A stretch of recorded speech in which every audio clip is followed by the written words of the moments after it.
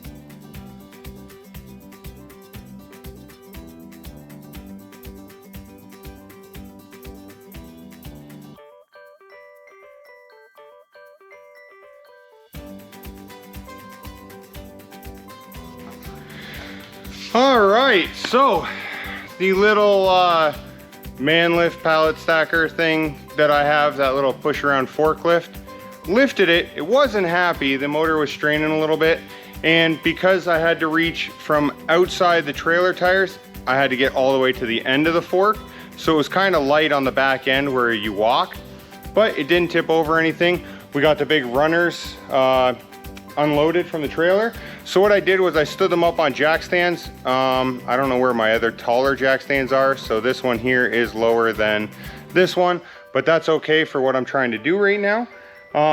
So now the next thing is I need to get my spacing on the 2 back pillars, And I don't know if these bottom rails here, so these bottom rails have a chain that go up and attach to the top of these columns right here. But I don't know if the air lines for the locks go on the inside or the outside. Usually they go on the inside, so that's where I have that one laid out now, but I'm not quite sure. So the next thing I planned on doing was between this column here and the column that's roughly where I'm standing, this column here is the one with the pump on it. So that'll send the hydraulic pressure to the ram to lift. Well, up on top of this one, and it's gonna come all the way forward to this camera, is where the big hydraulic ram sits. It bolts to the top of those two columns. So my plan now is to lift that up with the pallet jack, or the forklift thing, get it up on top that far back column, and then that'll tell me where this column over here needs to be, and hopefully that'll start lining up some of these hydraulic lines. Now, if you did notice, I set this first one and then the second one. Well, this one, I thought went to the back, but after closer inspection, it has the rails for that center jack I was telling you about, and that would have been on the outside, which you can't use. So I know that I want the alignment plates for the front end of the vehicle down against the wall. So to put it down there, I had to move to this side and put the one that was on the bottom on the trailer back behind it. So that's kind of why I stacked them the way that I did. Now, I am going to measure the width of these columns based on that bottom bar there, and hopefully set those columns pretty damn close to where they have to go. And these runners here just sit on top. There's like a little, I don't know, piece like this that kind of sits in top so they can't fall out, but they can slide side to side like that. So that should give me the spacing that I need on the columns there. I can do the same thing at this end, just with a quick measuring tape, and then I can set that upper bar in there with the hydraulic ram like I was just mentioning. So yeah, that's where we're at. That's what I'm doing, and go back to time lapse. I probably should have had help for this.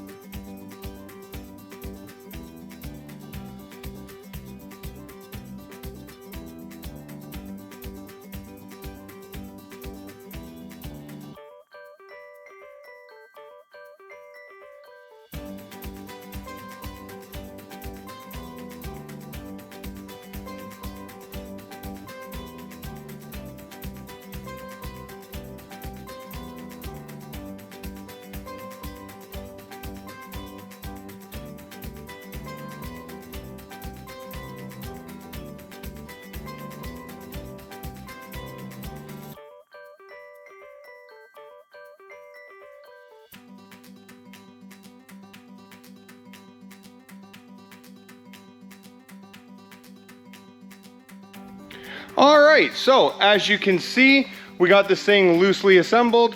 I have the forklift left under here because this long beam that goes all the way front to back here that houses the hydraulic ram to lift it, I don't have any bolts down into the column yet. I have a couple wrenches, spud wrenches that have like a taper on the back. It's kind of like an ice pick.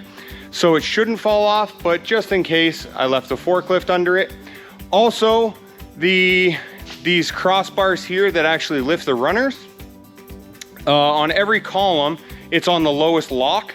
So all 4 columns are on the lowest lock. Plus I left the jack stands under there for tonight, as the runners aren't bolted to those pieces. The chains aren't fully hooked up yet that are actually going to lift and lower it. And I do not have it bolted to the floor. The reason none of that is done is because right here, you can see these 2 hydraulic lines. One is supposed to go up here underneath that bucket there to lift and lower the hoist. The other one, I think, is for the rocker jacks that are inside those runners. They lift in the center to lift the vehicle. But the hoses don't look long enough to get there for me. And to be 100% honest, I don't really even care if they work.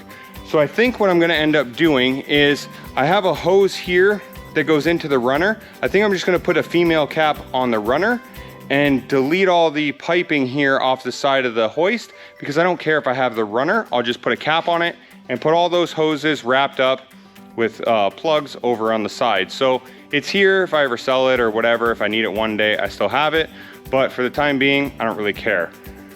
So yeah, all that needs to be hooked up. I will probably call the guy that I got it from and ask him if he could stop by, or if he has any recollection of where these hoses go, just so I make sure that that's right. And also I asked him to measure the bolt holes that he had in his floor, from the outside bolt to the outside bolt, both directions, so I know that I'm in the right place. So I wanted to get this thing loosely in place, see how it was gonna fit. I did tuck it right against the wall back here, and those girders, those big blue girders here for the building, kind of stick out. They have like a 10-inch curb.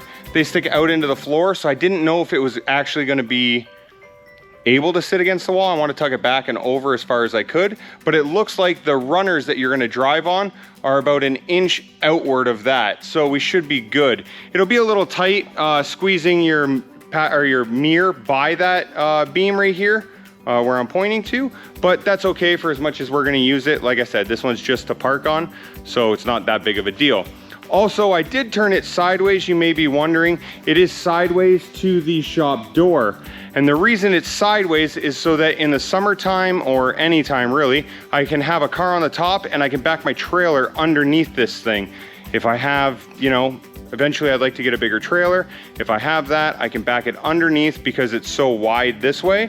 I wouldn't be able to back underneath if it was pointed to the door. So anyways, long story short, appreciate you guys getting this far in the video. Hopefully you enjoyed it and you would come back to watch some more. Yeah, I guess that's where we're gonna end this thing. There's no sense filming, putting a couple bolts in here and bolting it to the floor. If you're interested in that kind of stuff, go back a couple videos. Here, I'll throw a link right here. Go back and you can see how I installed the 2-post, I don't know, a couple months ago, and you'll see how to get it done. Anyways, that's all for tonight. Hope you enjoyed it, and as always, do stuff.